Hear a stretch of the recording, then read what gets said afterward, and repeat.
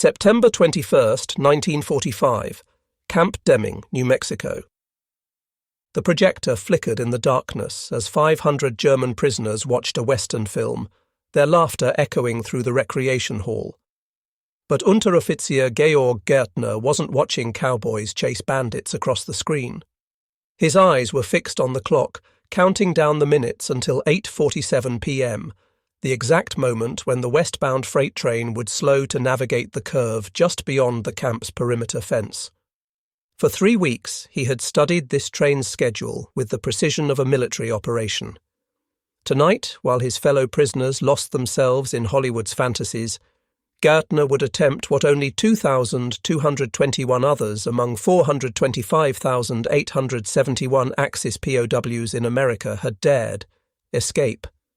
But unlike those who fled to rejoin a war effort or out of homesickness, Gaertner was running from something far more terrifying than captivity. He was running from the prospect of going home.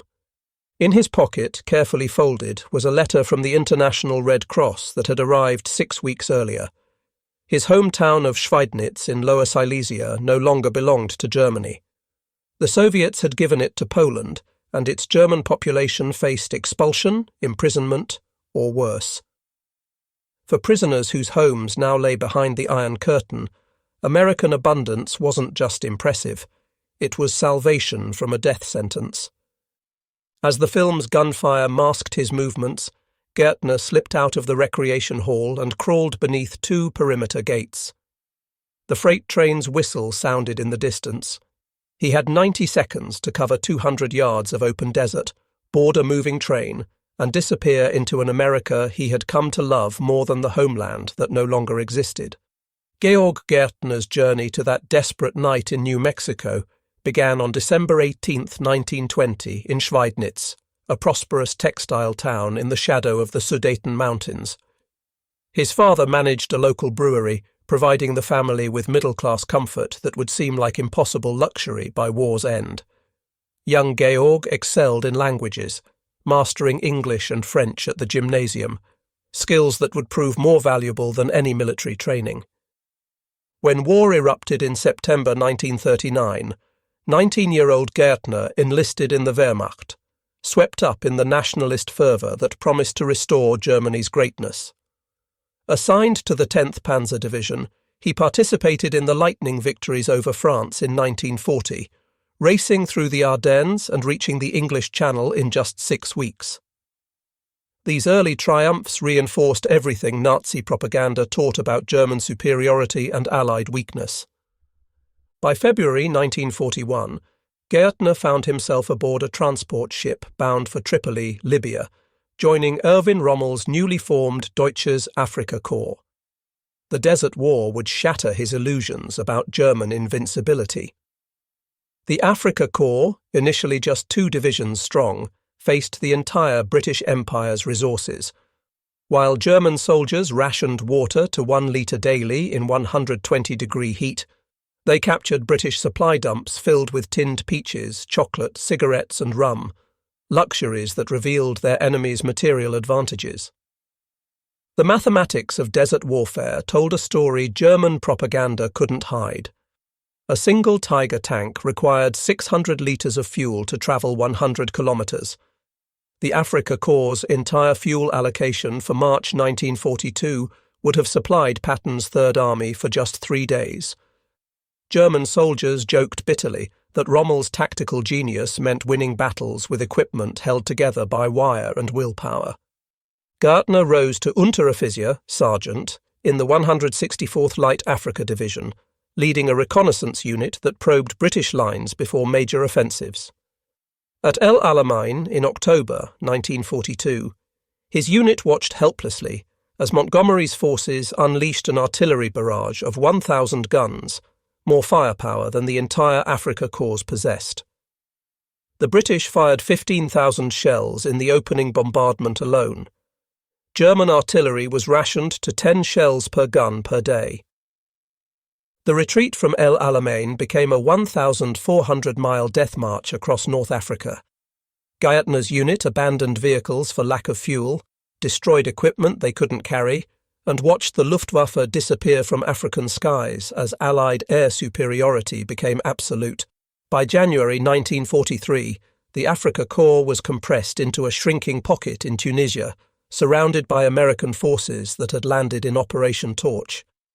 In May 1943, Gaertner's war ended in an olive grove outside Tunis.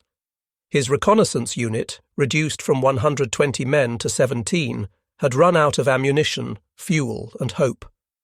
British soldiers from the 8th Army surrounded their position during the general Axis collapse in Tunisia that saw 275,000 German and Italian soldiers surrender within days. Gaertner raised a white undershirt tied to a rifle barrel. The British seemed almost embarrassed by the surrender, offering cigarettes and chocolate to enemies who looked more like scarecrows than the fearsome Afrika Korps. At the temporary prison camp outside Matur, Gaertner witnessed American organizational efficiency that exceeded anything in his military experience.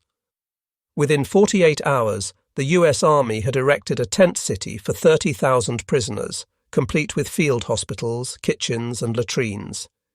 Each prisoner was photographed, fingerprinted, and issued identification tags with machine-like precision. But the first psychological blow came with the food. After months of surviving on hard biscuits and sardines, the prisoners received sea rations that American soldiers complained about, but Germans saw as feasts: canned beef, crackers, chocolate, coffee, and cigarettes. Gaertner watched American guards casually discard half-eaten rations that would have sustained his unit for days. When he mentioned this to a guard, the young GI from Iowa shrugged. "Don't worry, Fritz. We got plenty more where that came from." The Liberty ship USS Samuel Huntington that would carry Gaertner across the Atlantic represented American industrial might in floating form. Built at the California Shipbuilding Corporation in Wilmington in just 44 days, it was one of 2,710 identical vessels America would produce during the war. The ship's mess hall served fresh bread baked daily, powdered eggs that actually tasted like eggs, and coffee so abundant that sailors poured leftover pots overboard. During the 14-day crossing in July 1943, Gaertner's English skills earned him a position assisting with prisoner administration. This gave him access to the ship's bridge, where he observed radar equipment tracking other vessels beyond the horizon. Technology Germany had barely begun to develop. The ship's medical bay contained medicines German field hospitals hadn't seen since 1941, including the new miracle drug penicillin that Americans distributed like aspirin. Most disturbing was the crew's casual attitude toward their material wealth. Sailors threw away magazines after single readings, discarded barely worn shoes, and gambled away monthly wages that exceeded what German officers earned in a year. When Gaertner asked a bosun's mate about waste, the sailor laughed. "Hell, Sarge, America makes more in a day than we can throw away in a month." July 24, 1943. Norfolk Naval Base, Virginia. As the Samuel Huntington entered Hampton Roads, Gaertner counted 47 cargo vessels, 12 destroyers, and 3 aircraft carriers in various stages of construction or repair. The Newport News shipbuilding yards stretched for 3 miles along the James River, their cranes working around the clock under blazing electric lights. The prisoners marched past parking lots containing hundreds of private automobiles belonging to shipyard workers. In Germany, private car ownership remained a fantasy for all but party elite. Here, welders and riveters drove to work in their own vehicles. Signs advertised wages that seemed impossible. Skilled workers needed $1.20 per hour, when German workers earned perhaps 50 Reichsmarks monthly. But nothing prepared Gaertner for the train that would carry them inland. Instead of the cattle cars used to transport German troops, the prisoners boarded genuine Pullman coaches with cushioned seats, overhead luggage racks, and electric fans. The dining car served hot meals on actual plates with metal cutlery, treatment better than German officers received on troop trains. Air conditioning kept the cars comfortable despite the July heat, technology that existed only in Hitler's personal railway car back home. As the train rolled through Virginia's Tidewater region, Gaertner pressed his face against the window, witnessing an America that couldn't exist according to Nazi propaganda. Every small town blazed with electric lights at 10 p.m. Martinsville's main street displayed illuminated shop windows full of merchandise. Roanoke's rail yards operated under banks of floodlights that turned night into day. In Germany, blackout regulations had plunged cities into darkness since 1940. Here, light was so abundant it was wasted. The train stopped for water and coal in Charlottesville, where prisoners watched American efficiency in action. Automated coal loaders filled the tender in 20 minutes, a job that required 2 hours of manual labour in Germany. Railroad workers wore leather boots and denim overalls that would have cost a German labourer 3 months' wages. They drank Coca-Cola from glass bottles and casually tossed the empties into recycling bins, treating as trash what would have been treasured in wartime Germany. As the train crossed into Tennessee, the prisoners encountered American industrial power on a scale that defied comprehension. Outside Kingsport, they passed the Tennessee Eastman Chemical Complex, its cooling towers and distillation columns stretching for 2 miles. Through Kentucky's coal country, the train paralleled endless freight trains hauling coal from Appalachian mines. Gaertner counted 147 cars in one coal train alone, each car carrying 100 tons, pulled by locomotives that dwarfed anything in Europe. Near Louisville, the prisoners glimpsed the Rubber Town complex, where 4 massive synthetic rubber plants had risen from empty fields in just 18 months, producing 800,000 tons annually using processes German chemists had invented but never scaled to such magnitude. Germany at its peak managed barely 120,000 tons. The psychological impact accumulated with each mile westward. In St. Louis, they crossed the Mississippi River, while below them, barges carried more grain than Germany's entire 1942 harvest. The rail yards extended for 8 miles along the riverfront, with grain elevators that could store enough wheat to feed Munich for 5 years. Through Missouri's farmland, the train passed fields of corn that stretched beyond the horizon. Every farmhouse had electricity, running water, and at least one vehicle. Farmers operated combines that cost more than his father earned in a lifetime, yet these were ordinary people, not aristocracy or party members. After 4 days of witnessing American abundance, the train arrived at Camp Hearne, Texas, on July 28, 1943. Built in just 4 months on 840 acres outside the small town of Hearne, the camp would house up to 4,800 German prisoners in conditions that exceeded what most had known as civilians. The barracks, wooden structures with electricity, flush toilets and hot showers, seemed palatial compared to Wehrmacht field accommodations. The camp's abundance manifested in ways that seemed deliberately cruel to men who knew their families faced starvation. Each prisoner received 3,000 to 3,600 calories daily. Meat, vegetables, bread, butter, milk, and coffee, in quantities that German civilians, surviving on 1,000 to 1,250 calories, wouldn't see until 1948. Kitchen crews threw away more food daily than entire German villages consumed. Gaertner was assigned to the camp's administrative section, where his English skills proved invaluable. This position gave him insights into American logistics that staggered him. Camp Hearne received weekly shipments of 40,000 pounds of beef, 20,000 loaves of bread, 15,000 gallons of milk, and literally tons of fresh vegetables. The prisoners built elaborate facilities using surplus materials Americans considered scrap. They constructed a 3,000-seat amphitheatre for theatrical performances, sports complexes with soccer fields and swimming pools, and decorative fountains using concrete and lumber that would have been precious in Germany. By September 1943, labour shortages forced America to employ POWs in agriculture and industry. Gaertner's work crew was assigned to local cotton farms, travelling daily through the Texas countryside without blindfolds or restricted routes. The first cotton farm belonged to Jim Morrison, who owned 2,000 acres outside Hearne. Morrison met the prisoners wearing denim overalls and driving a Ford truck that cost more than a German worker's lifetime earnings. His farm possessed 2 tractors, a combine harvester, and mechanical cotton pickers, machinery that replaced dozens of labourers. When Gaertner expressed amazement, Morrison laughed. "Hell, Sergeant, I'm just a small farmer." You should see the big operations in California.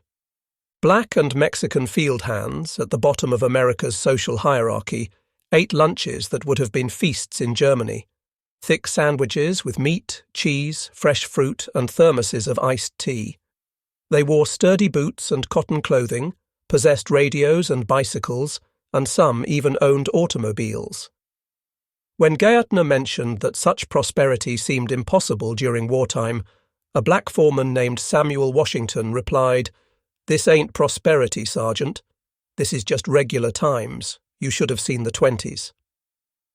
At a cotton gin outside Calvert, Gaertner witnessed mechanical processing that defied German concepts of agricultural production. A single gin could process more cotton in one day than his entire home province could handle in a month. The gin operated on electricity from the Rural Electrification Administration, part of a program that had brought power to 90% of Texas farms. Nothing shattered Nazi racial ideology more completely than Christmas, 1943. American churches, civic organizations, and individual families sent 500,000 Christmas packages to German POWs, enemies who had been trying to kill American soldiers months earlier. Each package contained cigarettes, candy, soap, razors, playing cards, and hand-knitted socks. At Camp Hearne, the local Methodist and Baptist churches organized a joint Christmas service in German. The choir, composed of Texas housewives whose sons and husbands were fighting overseas, sang Stille Nacht and O Tannenbaum, while German prisoners wept openly. Sunday school children had made hand-drawn Christmas cards with messages like "Jesus loves you" and "Merry Christmas, Fritz." The Christmas feast defied comprehension for men who knew Germany faced starvation. Turkey, ham, stuffing, mashed potatoes, gravy, green beans, cranberry sauce, pumpkin pie, ice cream, quantities that would have fed a German battalion for a week. The mess halls were decorated with electric lights, tinsel and actual Christmas trees. Gaertner helped distribute mail that day, including Red Cross packages from Germany that revealed the homeland's desperation. German families sent letters written on scraps of paper, envelopes made from newspaper, stamps showing Hitler's increasingly haggard face. The contrast with American Christmas cards, thick paper, colourful printing, cheerful imagery, provided silent testimony to 2 nations' divergent fortunes. By spring 1944, over 15,000 German POWs at camps across Texas were enrolled in educational programs.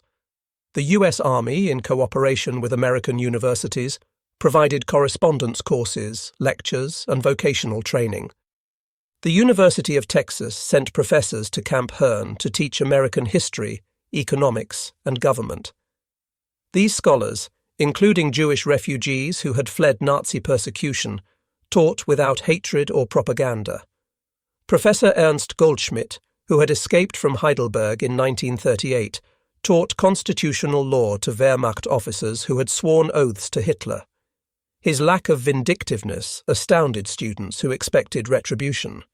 The camp library contained 20,000 books in German and English, plus subscriptions to dozens of American newspapers and magazines. Prisoners could read the New York Times, Time, Life, and the Saturday Evening Post, comparing multiple viewpoints on current events, something impossible in Nazi Germany where all media followed the party line. Vocational training prepared prisoners for post-war careers using equipment that German trade schools couldn't obtain.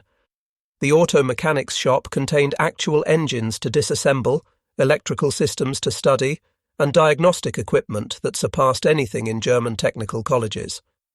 Gaertner enrolled in accounting courses, studying American business practices that revealed capitalism's actual function versus Nazi caricatures. Textbooks showed how corporations operated, how stocks and bonds worked, how ordinary Americans could invest savings and build wealth. Summer 1944 brought expanded POW labor programs as American production reached unprecedented peaks. Gaertner's crew worked at a humble oil refinery outside Houston, witnessing petroleum processing on a scale that explained why German tanks ran out of fuel while American forces had unlimited supplies. The refinery processed 100,000 barrels daily, more than all of Romania's Ploesti fields that Germany desperately defended. The facility employed 5,000 workers across 3 shifts, including hundreds of women operating complex equipment. These Rosie the Riveters earned wages that exceeded what German factory managers made, drove their own cars to work, and wore clothing that would have required impossible ration allocations in Germany. At the San Jacinto Ordnance Depot, prisoners unloaded ammunition shipments that revealed American military production's terrifying scale. One daily shipment contained more artillery shells than a German division would fire in a month. The Houston ship channel handled more tonnage daily than Hamburg, Germany's largest port, managed in a week before the war. Most devastating psychologically was the waste. Americans discarded materials Germans would consider strategic resources. Empty oil drums were abandoned rather than cleaned and reused. Broken machinery was scrapped rather than repaired. This casual attitude toward material wealth revealed surplus so vast that efficiency became unnecessary. Throughout 1944, letters from Germany revealed increasing desperation that contrasted starkly with American plenty. Gaertner's mother wrote on paper torn from ledgers, using pencil because ink was unavailable. She described surviving on starvation rations while his father's brewery had been destroyed by Allied bombing. D-Day news arrived on June 6, 1944, with guards excitedly sharing newspaper extras. The invasion's scale, 6,000 ships, 11,000 aircraft, 150,000 men in the first wave, demonstrated organizational capability that rendered German resistance futile. By autumn 1944, even fanatical Nazis among the prisoners grew quiet as letters described cities without water or electricity and old men and boys conscripted into the Volkssturm for final suicidal defense.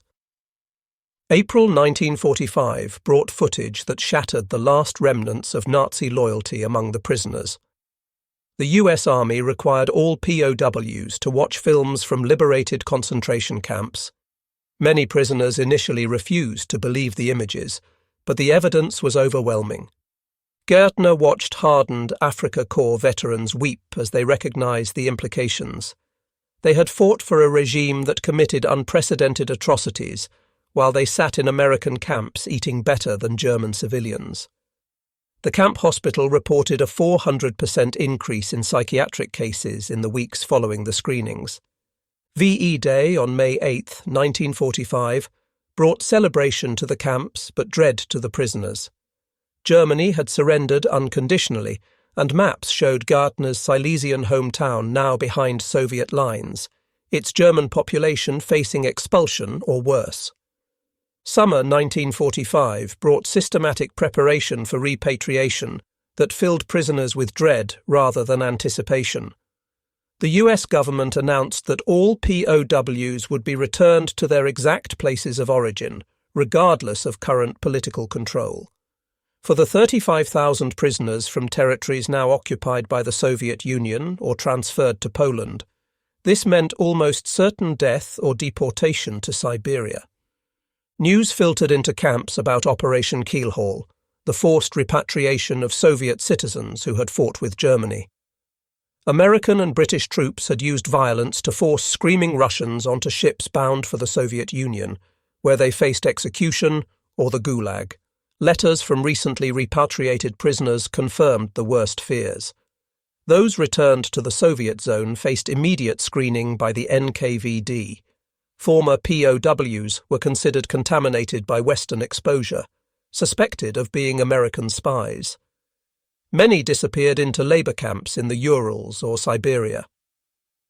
For Georg Gaertner, the decision to escape crystallized in August 1945, when he received final confirmation that Schweidnitz had been transferred to Polish administration.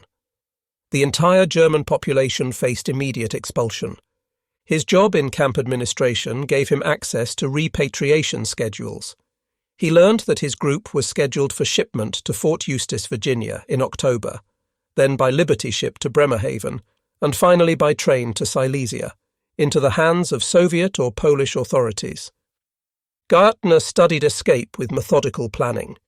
He observed guard rotations, memorized train schedules, and saved portions of his POW wages, 80 cents daily that could be exchanged for cash. He practiced his English accent, perfecting an identity as Peter Peterson, a Norwegian immigrant who had lost his papers. On September 21, 1945, conditions aligned perfectly. The Western film San Antonio drew massive attendance, leaving minimal guards on duty. A new moon provided maximum darkness. Gaertner had accumulated $25 in cash, enough for basic survival. At 8:30 p.m., as gunfire erupted on screen, Gaertner slipped out of the recreation hall's rear exit. Moving in a low crouch, he reached the inner fence in 90 seconds. After confirming no patrols approached, he crawled under the outer fence and sprinted across the desert scrub as the freight train approached. The train's headlight appeared around the curve, moving faster than anticipated. Gaertner ran parallel to the tracks as the locomotive passed, grabbed the ladder of a boxcar, and hauled himself aboard while the train was still moving at 15 miles per hour. Collapsing inside the empty boxcar, Gaertner listened for pursuit sirens that never came. By the time evening count occurred at 10 p.m., the train would be 30 miles away, heading west toward El Paso and freedom. The freight train deposited Gaertner in El Paso as dawn broke on September 22nd. At the El Paso YMCA, he rented a room for 50 cents. The desk clerk, a veteran missing his left arm, studied him carefully but said nothing. The YMCA's reading room contained newspapers revealing the search's intensity. The El Paso Herald-Post reported military police checking trains and bus stations for an escaped German POW. The FBI had been notified. A $50 reward was offered for information. At a second-hand store, Gaertner traded his jacket for work clothes, denim overalls, cotton shirt, worn boots that transformed him into one of thousands of migrant laborers. Instead of buying a bus ticket, he joined Mexican laborers waiting for farm trucks recruiting cotton pickers, climbing aboard with dozens of others heading north toward Las Cruces. The cotton fields outside Las Cruces provided perfect cover. Farm owners asked no questions beyond, "Can you work?" Payment was cash daily, no documentation required. Gaertner picked cotton from sunrise to sunset, earning $3 daily, more than German laborers made in a week. The migrant camp revealed American abundance even at poverty's edge. Workers lived in tents but ate better than German middle class. A traveling store sold canned goods, cigarettes, and cold Coca-Cola. Even transient laborers possessed radios and guitars. Among the Mexican workers, Gaertner perfected his cover story. Peter Peterson had emigrated from Norway before the war, lost his papers in a California boarding house fire, and drifted into agricultural work. Fellow workers, many undocumented themselves, accepted the fiction without question. After 3 months in Las Cruces, Gaertner had saved $200, enough to risk moving to California. He bought a bus ticket to Fresno, traveling at night to avoid checkpoints. January 1946 found Gaertner in California's Central Valley, working at the Giacomazzi Ranch outside Hanford. The owner, Tony Giacomazzi, was a second-generation Italian-American whose parents had built an empire through work and opportunity. He paid fair wages, provided decent housing, and asked no questions about backgrounds. By summer 1946, Peter Peterson needed to disappear. FBI wanted posters still appeared in post offices, and Norwegian Americans were returning from visiting liberated Norway.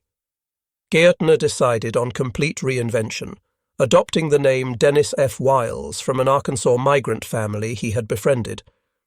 The new Dennis Wiles had been orphaned at age 7, raised in state institutions, with no family or connections to verify his history.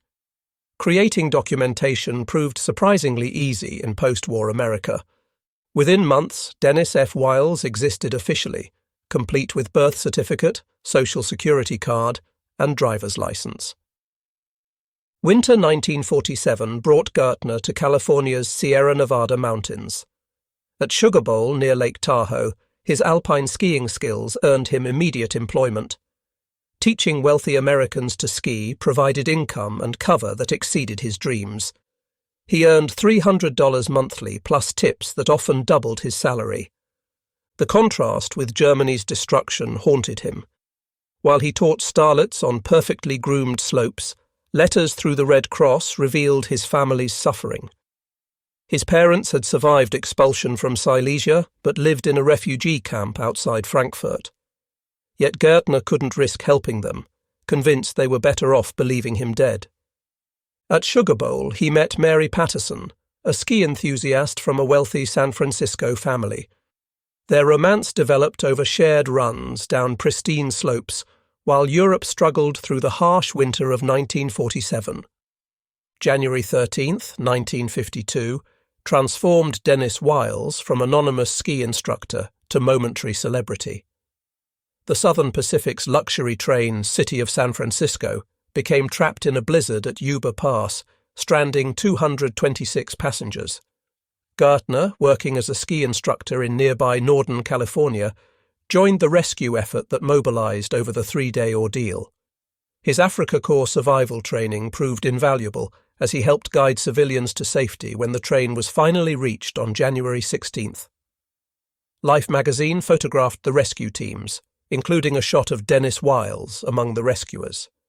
The images appeared nationwide, the escaped POW unrecognized as part of the American rescue effort. The irony wasn't lost on Gaertner. His photograph appeared in publications that also contained FBI-wanted posters seeking him, yet no one made the connection. The clean-shaven ski instructor bore little resemblance to the gaunt POW photographed in 1943. Moving to warmer climates in 1954, Gaertner settled in La Jolla, California, where his athletic skills translated to tennis instruction at exclusive clubs. He earned $500 monthly teaching actors and executives. Frustrated by wooden rackets' limitations, Gaertner developed an aluminum frame design that was lighter and stronger than wood. While he called it the Dennis racket, he couldn't patent it without risking background investigations. When René Lacoste and others later commercialized similar aluminum racket designs, Gaertner watched others profit from innovations he had pioneered but couldn't claim. At the La Jolla Beach and Tennis Club, he met Jean Clark, a widow with 2 young children. Their relationship developed slowly, built on genuine affection rather than passion. On June 15, 1964, Dennis F. Wiles married Jean Clark in Las Vegas. Gaertner had now lived in America longer than in Germany, constructing a fictional history that felt more real than his actual past. Jean accepted Dennis's explanation that his parents had died young, that institutional upbringing left him without family connections. Her children called him Dad, never suspecting their stepfather had commanded soldiers in Hitler's army. The family moved to Hawaii in 1966, where Gaertner worked as a construction estimator for military projects. Hawaii's multicultural environment provided perfect camouflage among populations where everyone had come from somewhere else. By 1984, the weight of deception had become unbearable. When Jean suggested a European vacation, Gaertner knew the masquerade had to end. He couldn't obtain a passport without triggering investigations. On a humid August evening, Gaertner finally told Jean the truth. He was not Dennis Wiles, but Georg Gaertner, not an orphan, but a son who had abandoned his family, not a ski instructor, but an escaped prisoner. Jean's reaction cycled through disbelief, anger, and devastation. 20 years of marriage had been built on fundamental deception. They separated in 1985, though remaining legally married since divorce would require documentation. Dennis Wiles couldn't provide. Arnold Kramer's 1979 book, Nazi Prisoners of War in America, mentioned the 7 POWs who remained unaccounted for, including Georg Gaertner.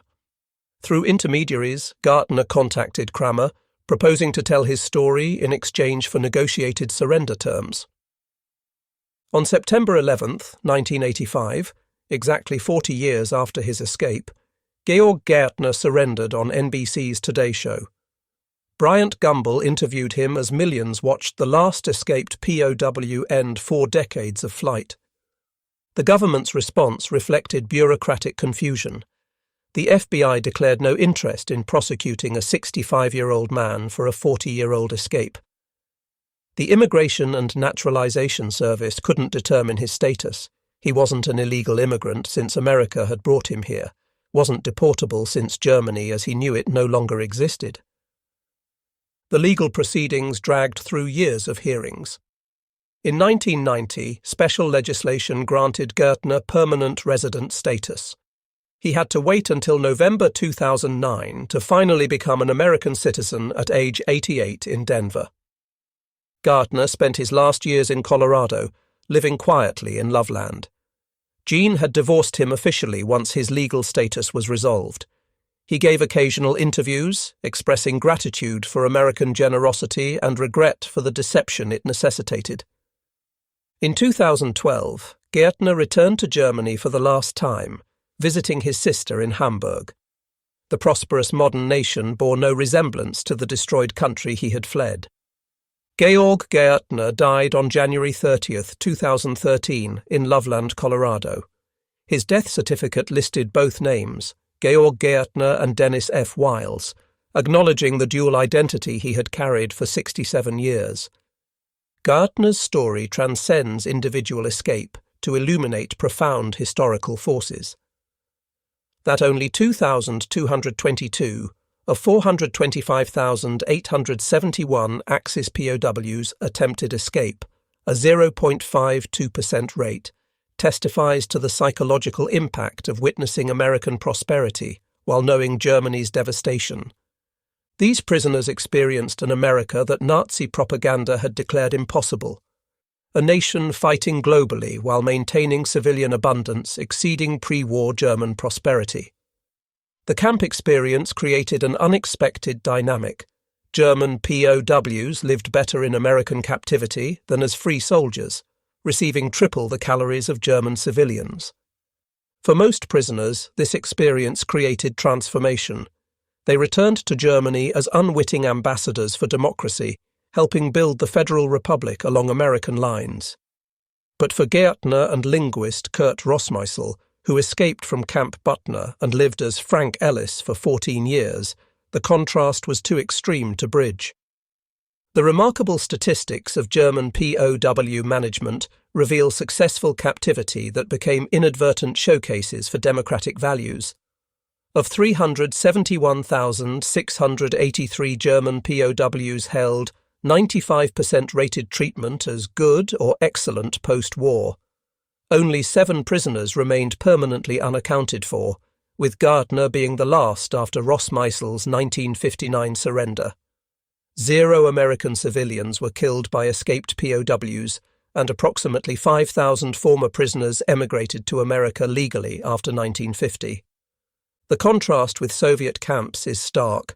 Of 3 million German POWs held by the USSR, approximately 1 million died in captivity, with survivors not released until 1955. American camps became classrooms in capitalism where prisoners learned reconstruction was possible because they witnessed abundance through creation rather than conquest. Georg Gaertner died having lived 2 complete lives, one as a German soldier serving a criminal regime, another as an American citizen embodying immigrant success. His escape was motivated by the simple human desire for a better life, after witnessing American abundance that made returning to Soviet-occupied ruins seem like volunteering for hell. America's treatment of German POWs represented soft power at its most effective. By treating enemies with dignity and demonstrating democratic values through action, America converted adversaries into allies. Yet Gaertner's story also reveals transformation's cost. Parents died believing him dead, his sister mourned unnecessarily, his wife discovered decades of deception. The last German soldier in America died as he had lived for 4 decades, as an American. His transformation from Afrika Korps sergeant to Colorado retiree encompassed the entire arc of post-war reconciliation. His gravestone bears no mention of his extraordinary history, but his story endures as testament to prosperity's power to transform enemies into friends. The German POW, who was so impressed by America's abundance that he escaped to avoid going home, had found what he sought. Not just material comfort, but freedom to become someone entirely new. Georg Gaertner died as Dennis F. Wiles, having chosen America so definitively that America finally chose him. His escape was complete. He had run not just from Camp Deming, but from history itself, finding refuge in a nation wealthy enough to forget his past and generous enough to grant him a future.